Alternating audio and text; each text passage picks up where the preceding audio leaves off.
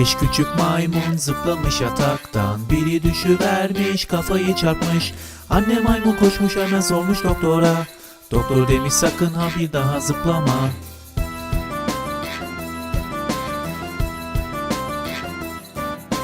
Dört küçük maymun zıplamış yataktan. Biri düşüvermiş, kafayı çarpmış.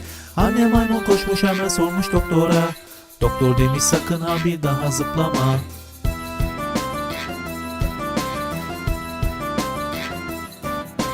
Üç küçük maymun zıplamış yataktan. Biri düşüvermiş, kafayı çarpmış. Anne maymun koşmuş, hemen sormuş doktora. Doktor demiş sakın ha bir daha zıplama.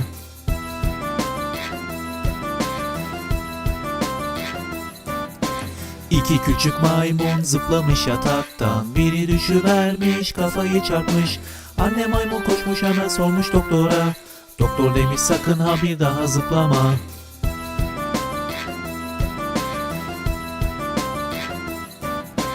Bir küçük maymun zıplamış yataktan. O da düşüvermiş, kafayı çarpmış. Anne maymun koşmuş, hemen sormuş doktora. Doktor demiş haydi artık herkes uykuya.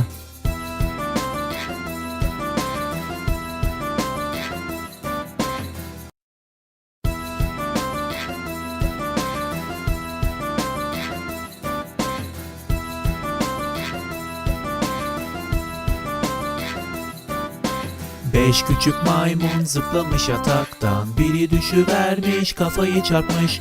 Anne maymun koşmuş, hemen sormuş doktora.